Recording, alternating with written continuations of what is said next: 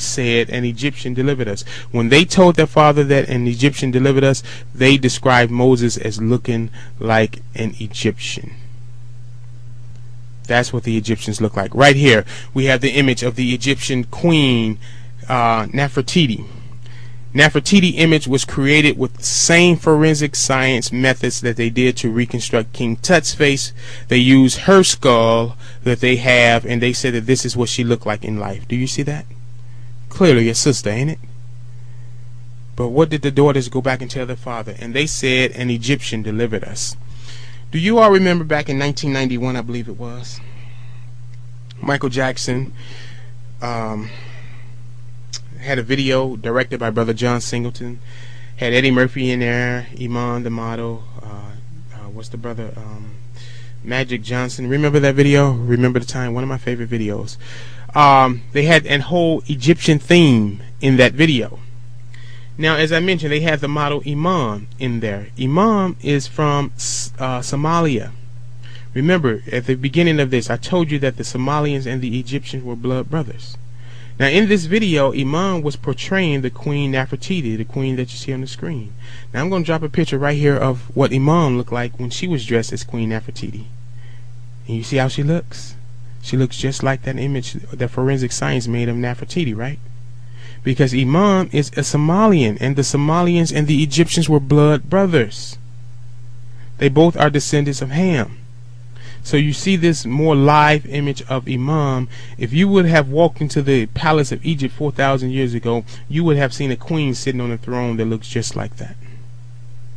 So what did those sisters say? And they said an Egyptian delivered us. Do you see the points that's being made, brothers and sisters? The Hebrews, Moses was a Hebrew, but he looked just like these Egyptians right here. He looks just like them. And they said an Egyptian delivered us. Look at these Egyptians right here. Look how black and dark they are. Egypt, my brothers and sisters, is in northeast Africa. Egypt is on the continent of Africa. It is not in Europe. Egypt is not in France. It's not in the Mideast. It's in Africa. And 4,000 years ago, 5,000 years ago, the people that inhabited that land were black people, black-skinned people. And once again, I'm going to use this term just for your clarification. They were black African people. African people, black people. So let's go into scripture again. Here's another Hebrew being mistaken for an Egyptian. I don't know, if you're a Christian right now, and you're listening to this, and you're watching this video, I understand that, within the Christian religion, as I stated earlier, that I was a part of that 10 years ago. And so within Christianity, they tell you a lot about the Apostle Paul. In some branches of Christianity, I will say a majority of Christianity put the Apostle Paul over the Messiah just about, because what Paul says, that's what they teach, and that's what goes. But out of all the stuff they tell you about the Apostle Paul, I haven't heard one tell you this about him. Let's go to the book of Acts, chapter 21, verse 37. Did you know that the Apostle Paul was mistaken for an Egyptian? The Hebrew Israelite Paul was mistaken for a black Egyptian. Did you know that? Let's go to Acts 21, verse 37. This is what it tells us. It says, and Paul, his true name is Shaul. That's his name in Hebrew. Shaul, he had a Hebrew name. So it says, as Shaul, or Paul, was to be led into the castle, he said unto the chief captain, may I speak unto you? And the chief captain said, who said that? Can you speak Greek? Whoa. So first off, we got a red flag here, because this chief captain is surprised that Paul can speak Greek. He's surprised that Shaul can speak Greek. Now, scriptures let us know that Shaul was bilingual. He spoke more than one language, and Greek was one of those languages that he spoke. He also spoke Hebrew. So Shaul right here is speaking to this man in Greek, but he said, can you speak Greek? And look at why this man is surprised that Shaul can speak Greek. Look at this in verse 38. Aren't you that Egyptian? Aren't you that Egyptian which before these days made an uproar and led out into the wilderness 4,000 men that were murderers? So this chief captain, who was a Greek, was surprised that Paul could speak Greek because he thought Paul was an Egyptian. He thought Paul was an Egyptian, and just in that day, I guess just as in that day as it is in this one, they are surprised when a black person can speak more than one language. You know?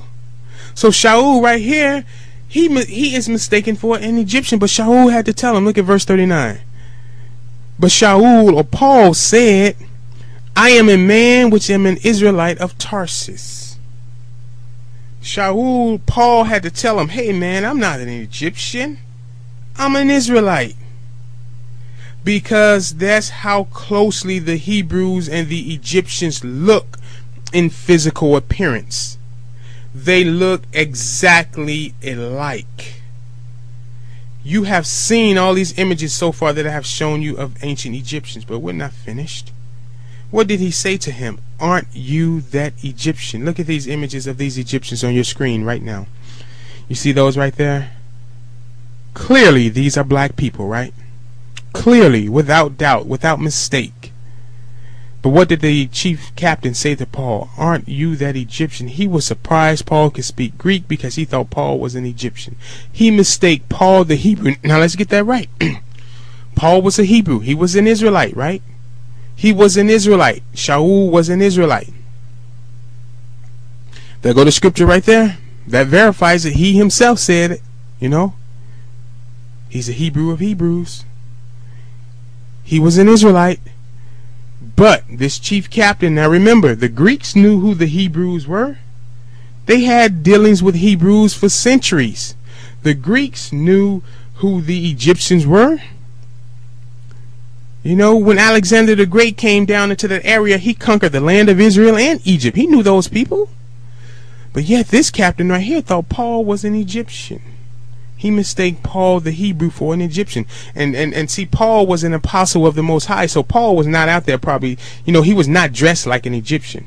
And I have to put this fact here because when we see that Moses was called an Egyptian by the daughters of Ruel, they never said that he was an Egyptian because he dressed like an Egyptian. Because some people will try to throw that in. Well, he had on Egyptian clothing, so that's why they thought he was an Egyptian. But Scripture never says that.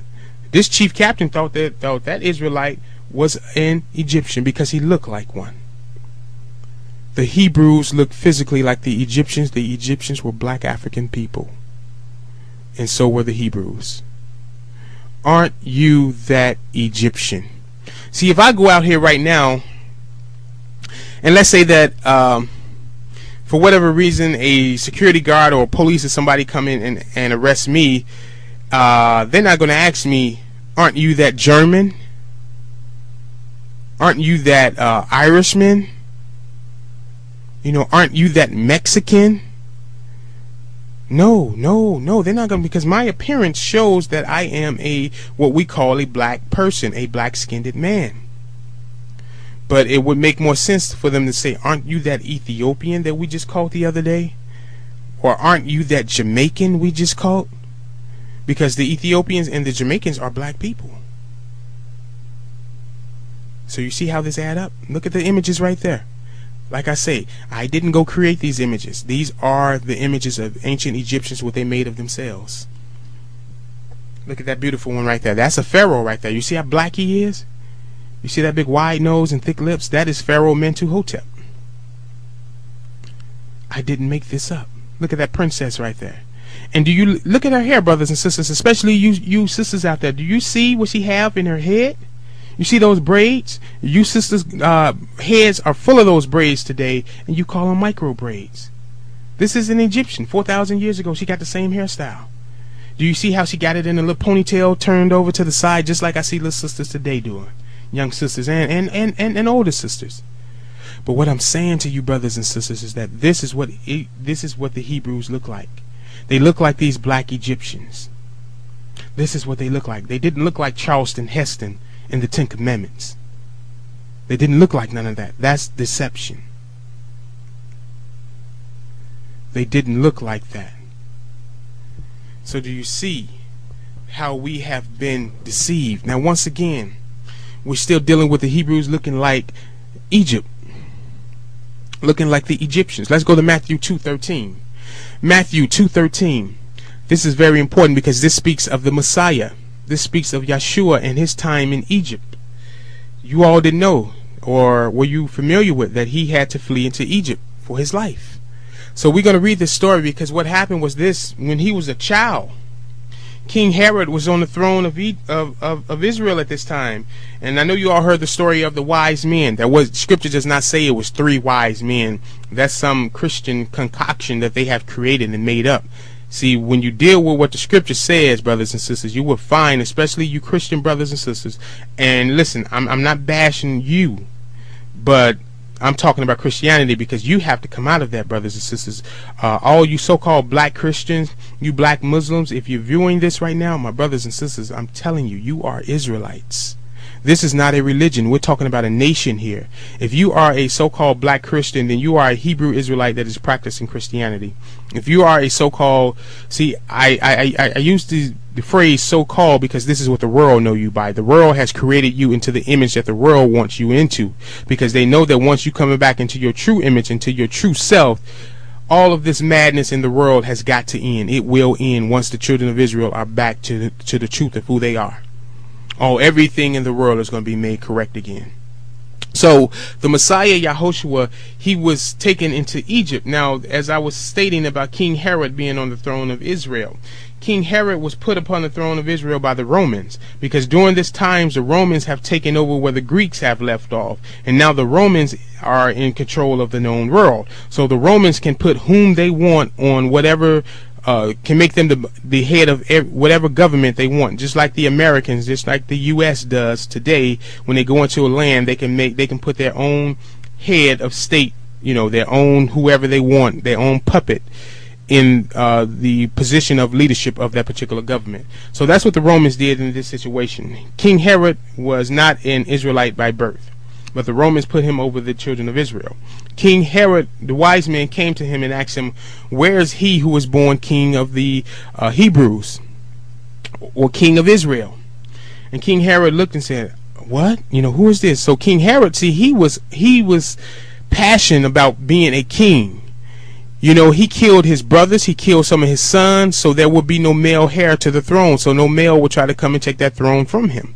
So King Herod, hearing that another king is arising, King Herod is like, where is he? Because I want to worship him too. But King Herod's whole plan is to kill this person who is talking about he is the king of Israel.